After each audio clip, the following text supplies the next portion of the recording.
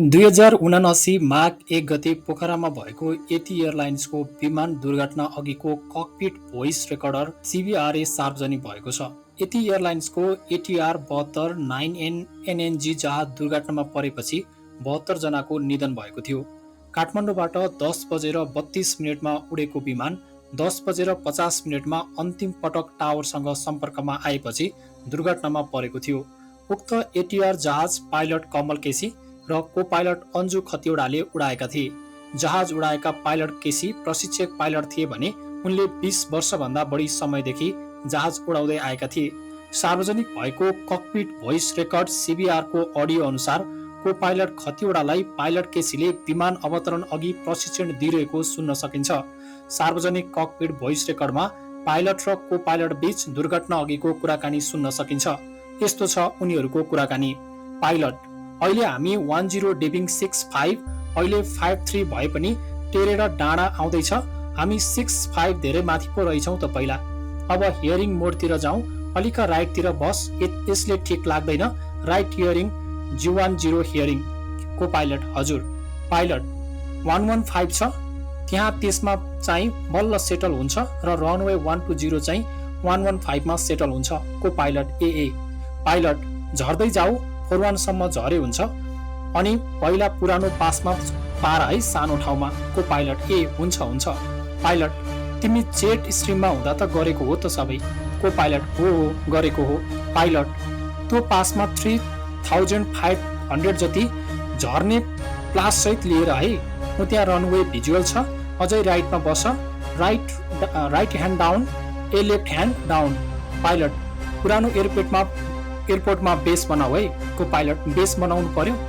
Pilot: हजुर, 2 line base बनाएर भिओआर हेर। को पाइलट: भिजुअल। पाइलट: त्यसपछि कन्टिन्यू टर्नको टर्न गर है। पाइलट: 45 170 स्पिड ठिकै छ। को पाइलट: हजुर। पाइलट: ठ्याक्कै त्यो डाँडोमा। को पाइलट: ओके। पाइलट: धेरैजनालाई गराइसके, कम्फर्टेबल नै छ, त्यस्तो अनकम्फर्टेबल छैन, बिहान मात्र हो। अलि मर्निङमा चाहिँ डाइरेक्ट आँखामा घाम आउँछ अनि मिस्ट तुवालो हुन्छ, त्यति मात्र हो। को पाइलट: अब यो 5 माइल्सबाट चाहिँ झर्ने होइन त अब। Pilot: okay. डाउन टु 3000, फाइनलमा चाहिँ 3000 मा ठिक्क हुन्छ।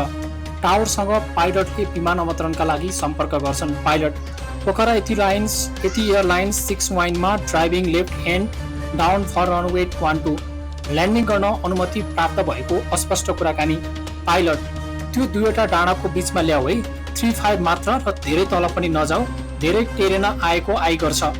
त्यो रेडियो टावरको नेपालको टावर याद गरेको थिएन होला हौ, त्यो चाहिँ त्यो ठुलो हो, डाँडाको अलि यता धेरै लङ बनाउन खोज्यो भने त्यो टावरतिर पुग्छ नि, फेरि त्यता जानु हुँदैन। पाइलट: ओके, सब डाउन।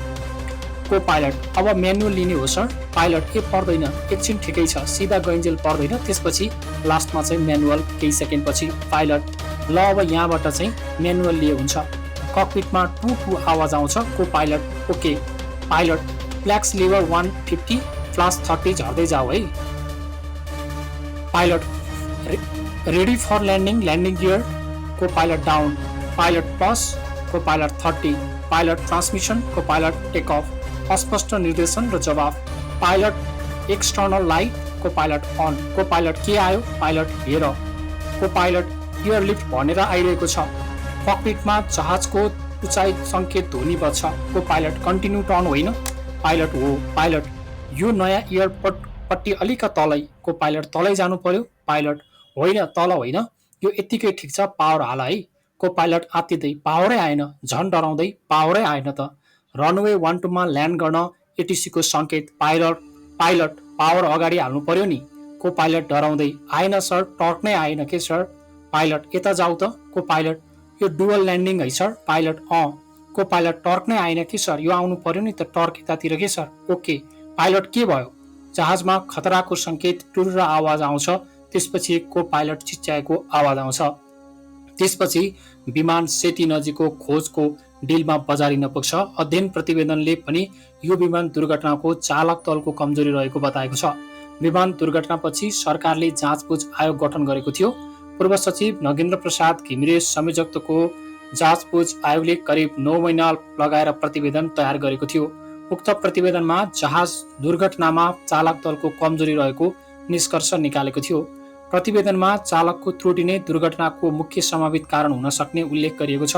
विमान उडाइरहेका पाइलटले त्रुटिपूर्ण रूपमा दुवै कन्डिसन लिभर तान्दा इन्जिन बन्द भई दुर्घटना निम्तिएको हुन सक्ने प्रतिवेदनमा उल्लेख गरिएको छ। पाइलट र को पाइलट बीचको कुराकानीमा पनि मौसममा कुनै समस्या नभएको सुन्न सकिन्छ। जहाज चलाइरहेको को पाइलटले फ्ल्याप 30 भन्दा इन्स्ट्रक्टर पाइलटले दुवै कन्डिसन लेभर तानेको हुन सक्ने सम्भावित कारण देखिएको प्रतिवेदनमा उल्लेख गरिएको छ। त्यसरी पाइलटले दुवै कन्डिसन लेभरहरू तानेपछि जहाज फेदमा पोजिसनमा गएको र अगाडि बढ्न नसकेको कारण खसेर दुर्घटना भएको हुन सक्ने आयोगको प्रतिवेदनमा उल्लेख छ। चालकले झुक्किएर कन्डिसन लिभरहरू तानेको हुन सक्ने सम्भावना देखिएको प्रतिवेदनमा उल्लेख गरेको छ। आदरणीय दर्शकबिन, भिडियोलाई यहाँसम्म हेर्नुभएकोमा धेरै धेरै धन्यवाद। अब तपाईँले पुरा अडियो पनि सुन्न सक्नुहुनेछ।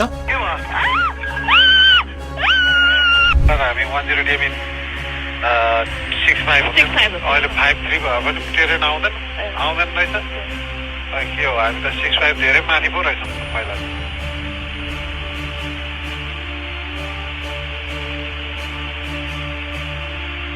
अब हेडिङ मोडमा छ, अलि राइटतिर बस्छ। यो यसले ठिक लाँदैन राइटतिर। राइट हेडिङ 310 जति छ, ठिक हुन्छ हेडिङ।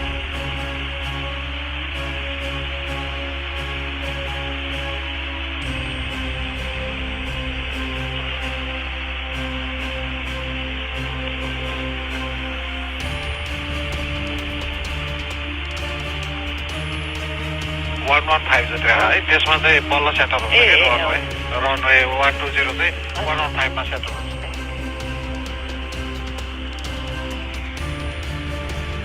झर्दै जाउँ, अब 41सम्म झरेको छ। अनि पहिलाको पुरानो पासमा ताक है, त्यो सानो ठाउँमा। तिमी त जेएसटीमा हुँदाखेरि त गरेको भन्दा सबै त्यही त। त्यो पासमा चाहिँ 3500 जति झर्ने फ्ल्याप चाहिँ लिएर है। ऊ त्यहाँ रनवे पिछल छ। अब राइट ह्यान्ड अझै राइटमा बस्छ, राइट ह्यान्ड लेफ्ट ह्यान्ड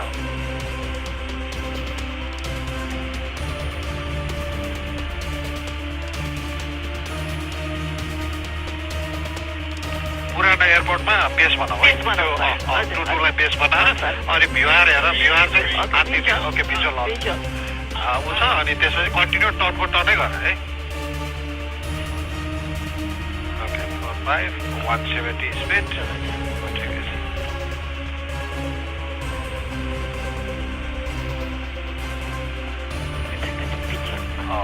ठ्याक्क त्यो डाँडामा आउँथ्यो।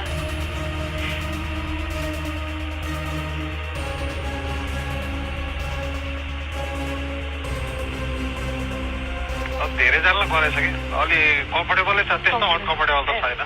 बिहान मात्रै हो त्यो, बिहान अर्ली मर्निङ चाहिँ अलिकति त्यो डाइरेक्ट आमा घाम अनि मिस्ट हुन्छ कि त्यतिखेर मात्रै हो।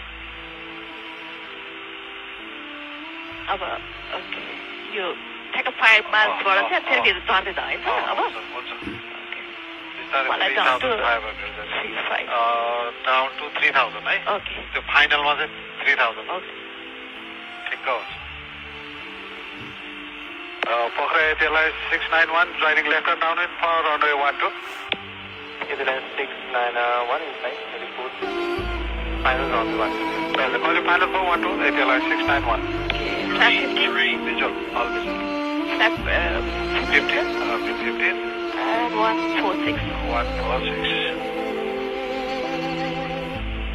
त्यो दुईटा डाँडाको बिचमा छौँ है। 35 मात्रै, धेरै तल पनि नजाऊ, टेरेन आएको आइगर्छ।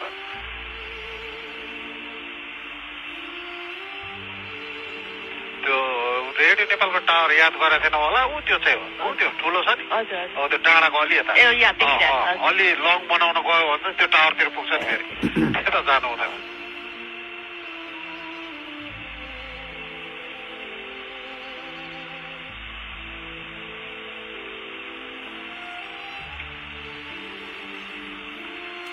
ओके, अब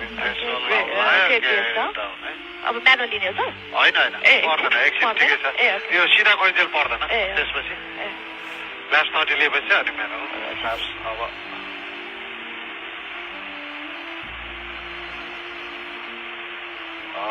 यहाँबाट चाहिँ manual Okay, stand by, go over. अनि फ्ल्याप्स 30. Before 150 Okay, flaps 30. फ्ल्याप्स 30 चढ्दै जाऊ है Okay.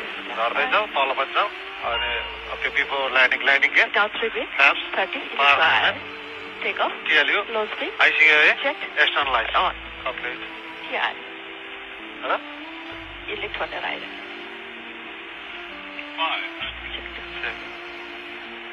Continue turn होइन? कन्टिन्यू टर्न अब यो नयाँ एयरपोर्ट पछि Okay. अलि तलै अलिक तलै जानु पर्यो. होइन होइन ए. तल होइन यो त यतिकै ठिक छ ए. पार हाल है It'll 691, पारै आएन sir. wind Fire. 1 knots, runway 12. पार अगाडि हाल्नु पर्यो आएन सर. ए टर्कै आएन के सर? ओके यता जाउँ न ओके. यो ल्यान्डिङ है सर. हँ? टर्कै आएन के सर? यो आउनु पर्यो नि त 0 0 छ के सर? ओके.